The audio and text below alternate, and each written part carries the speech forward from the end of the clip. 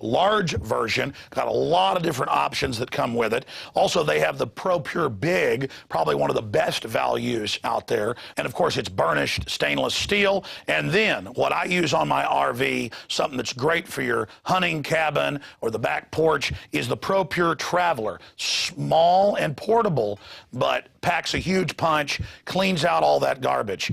They also have glass sight spigot, so you don't have to take the top off and look in the bottom area to see how much water. You can see how fast it's filtering with this optional system. The globalists obviously are hitting us through our water. It's time to take control of our lives. It's time to not give our children and families these poisons, and these systems cut it down to non-detectable levels across the board. Pro Pure is the name. I only promote what I believe in. And I use Pro Pure in my home and my office. And I recommend that you check out the information on Pro Pure at INFOWARS.com. We already have the lowest price at INFOWARS.com on the Pro Pure gravity filter system. But when you add in the 10% off, when InfoWarriors use the product code WATER at InfoWars.com, nobody can top it. So again, it's a win-win-win. Stop drinking the poison water. Checkmate the globalists when it comes to your health, and support InfoWars.com and the work we're doing here. You know, many revolutionaries rob banks and things and kidnap people for funds. We promote in the free market the products we use that are about preparedness. That's how we fund this revolution against the New World Order in our move to restore our constitutional republic and a spirit of 1776 worldwide. Check it out at InfoWars.com. Pro Pure, top of the line, #1, most powerful and effective and economical gravity-fed water system in the world. Pro Pure, available, discounted at InfoWars.com. Don't forget product code WATER to save 10%. It's the latest generation, years in development. Pro Pure is the name. David Ortiz reporting for InfoWars Nightly News. Last night, I went to go see the film 2016, Obama's America, based on Dinesh D'Souza's book, The Roots of Obama's Rage, and other articles he wrote. The movie details the author's view on how Obama was raised and how he formed his political ideology. D'Souza argues that Obama's anti-colonial and ultimately communist agenda were taught to the president by 5 politically radical mentors he befriended throughout his life, as well as the distant ambitions of his lost father, whom the filmmaker assumes is Barack Obama Sr. These 5 individuals are Frank Marshall Davis, Reverend Jeremiah Wright, Bill Ayers, Edward Said, Roberto Unger. Let's go now to this report. The pain I felt was my father's pain. My questions were my brother's questions. According to Box Office Mojo, 2016, Obama's America is already the highest-grossing conservative political documentary of all time, having grossed over $9 million in less than 1 week. The film is so popular, an additional 700 movie theaters nationwide have decided to show the film this weekend. I recently decided to catch the film and to get some feedback from moviegoers. What are your thoughts on the film? I thought it was excellently made. I thought it was very insightful. I thought it hit on the high points that we all need to be considering and learning about Barack Obama. It requires an attention span. You just you can't watch it like you do TV and get, sound bites like you do from Fox News or whatever, Going back and dipping into Barack's past and his family, because we're all so influenced by our families, that really resonated with me. I knew a lot about Obama. I didn't vote for him, obviously, because I knew when he was saying hope and change, it wasn't going to be good, hope and change. And I don't know why I felt that way, but it was something that just really troubled me, that he never really told us what he was going to do. He was just going to transform America and the world, and that sounded really creepy. I thought it was very well presented. No name calling, but just here are the facts, and the facts, of course, are astounding. I'm not really that huge into the political scene, but I think it was really eye-opening, especially for me. I really didn't know much about Obama. I don't think anyone really did, which was proved in the film. I would say vote Libertarian. There's a better alternative to both Obama and Romney, and that is Gary Johnson, the former New Mexican governor, who is the Libertarian presidential candidate. That's who I'm voting for. Thank you. While D'Souza educates his audience about the position of these men and the possible connection they have with the current policies of the White House, he fails to mention many other even more disturbing facts about the Obama administration. 2016 Obama's America does mention a deficit of over $16 trillion. However, the film conveniently leaves out how in 2009, Obama extended Bush's TARP policy, giving the banks over $23.7 trillion, money which quite possibly helped fund this film. The movie also never mentions Mitt Romney or the election. If this movie mentioned Mitt Romney, then the similarities of the two candidates would be brought into question. Some of these similarities include their support of Obama's NDAA legislation, which gives the federal government the green light to disappear citizens, and the groping policies of the TSA. If you want to truly understand the motivating force behind the president, the film The Obama Deception, available at InfoWarsShop.com or on YouTube, is the only film to watch. Other distortions include a claim that Obama is actually going to close Guantanamo Bay while it remains open to this day.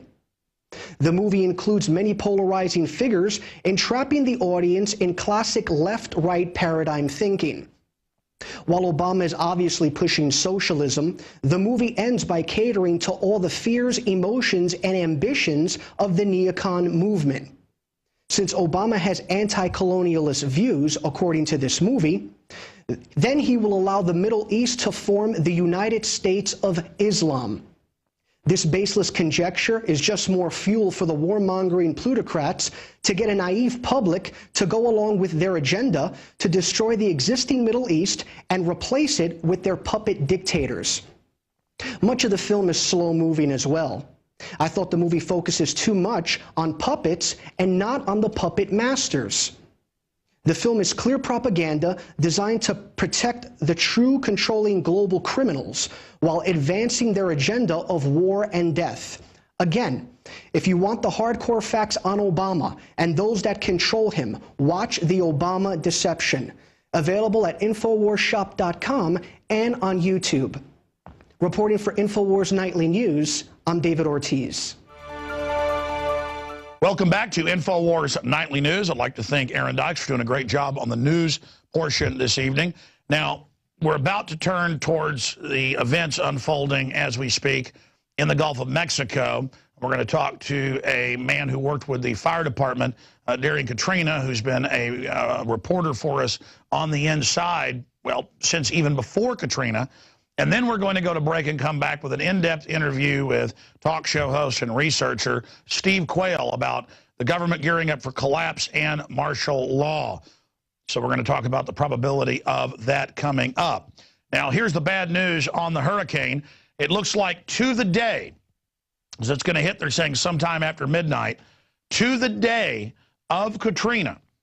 So it'll be 7 years tomorrow that Katrina hit New Orleans. This hurricane, Isaac, is aimed right at it to hit in the early morning hours, just like we saw with Katrina.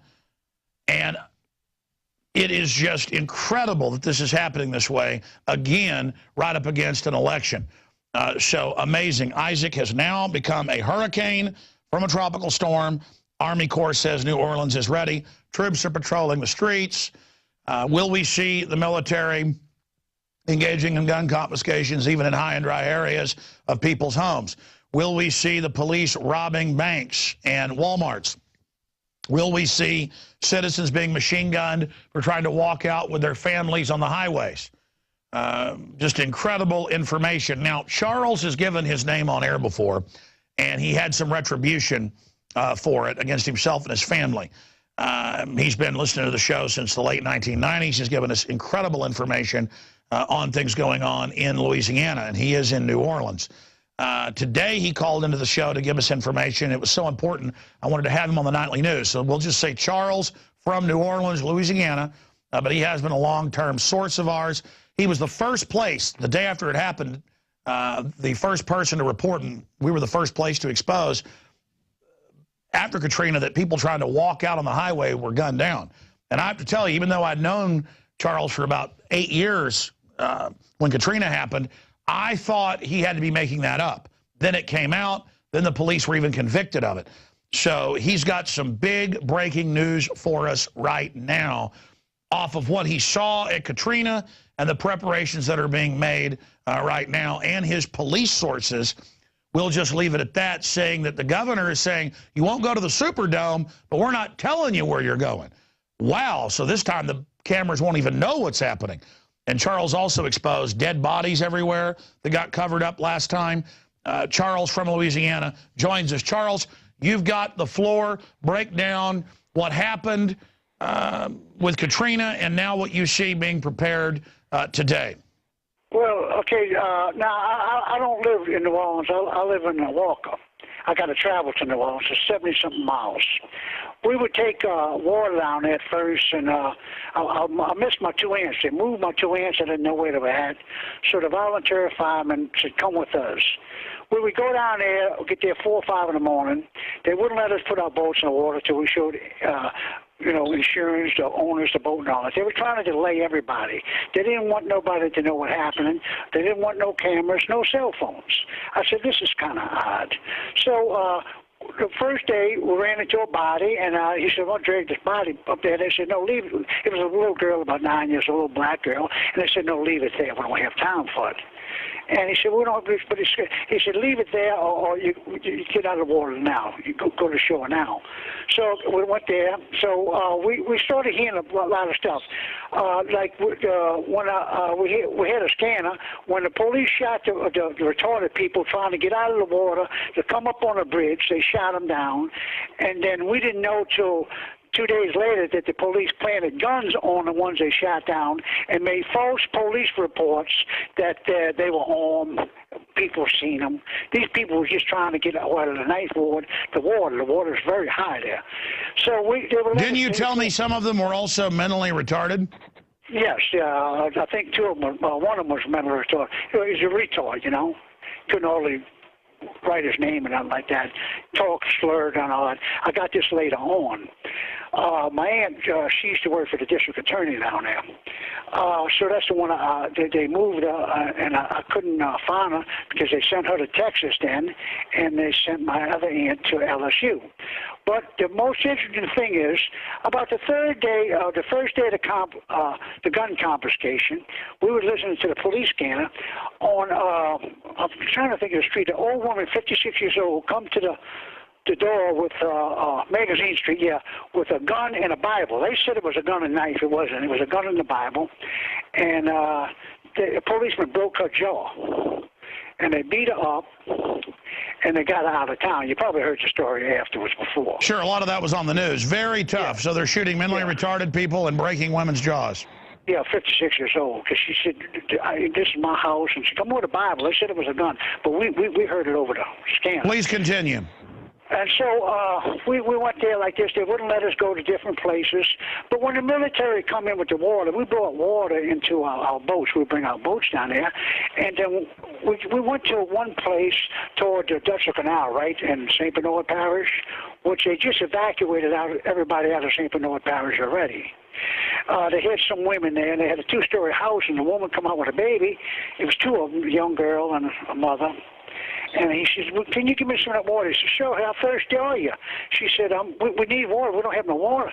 And he said, well, show me something. He said, she said, show me something. So she lifted her blouse, or, you know, T-shirt up.